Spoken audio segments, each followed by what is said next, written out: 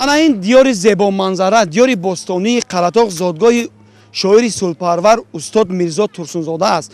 رسا 102 سال پیش از این دویم می سال 1911 در اویله ترسونمراد هنرمند پسر به دنیا آمد که نامش را میرزا نهادند.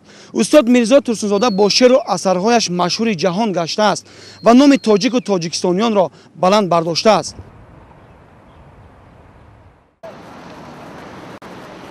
بخشنده برای زادروز شاعری شیرین کلام شاعری صلح‌پرور میرزا ترسونزاده در شهر ترسونزاده یکشان چهاربینی‌های فرهنگی گذرانده شد.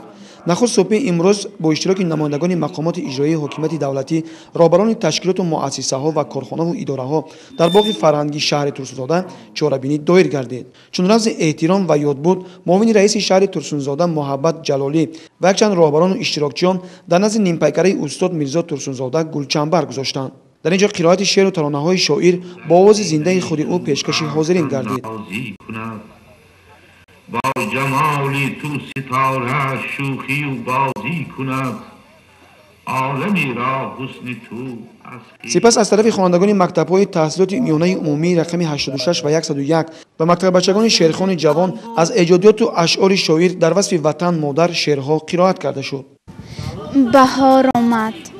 بهار آمد زی عمرم باز یک سالی دیگر بگذشت.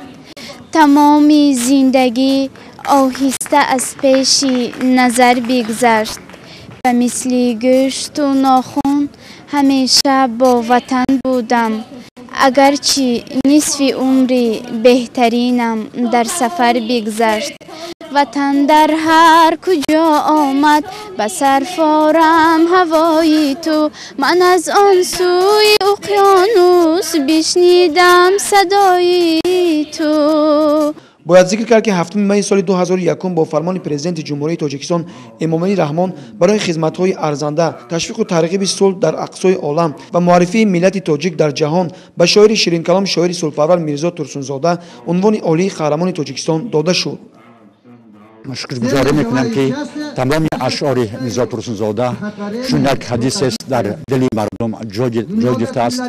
اشعار شاعر الهام شاعران دیگر را با وجود آورده است، چنانه که عبدالله عارف میگه تاجیک و ازبک دو تار یک تنبورم، در گلمی دل کلچه یک تندورم. یعنی تمام میراث ادبی شاعر تمام مردم جهان و تمام مردم تاجیکستان را به دوستی و رفاقت پایداری صلح دعوت میکنند. در چهاربینی مذکور اینچنین کتاب و مجله ها از ایجادیات شاعر میرزا ترسونزاده به معرض تماشا گذاشته شده بود. در آخر از طرف خوانندگان مؤسسه‌های تعلیمی و خانه فرهنگ شهر ترسونزاده شعر و سرود پیشکش حاضرین گردید.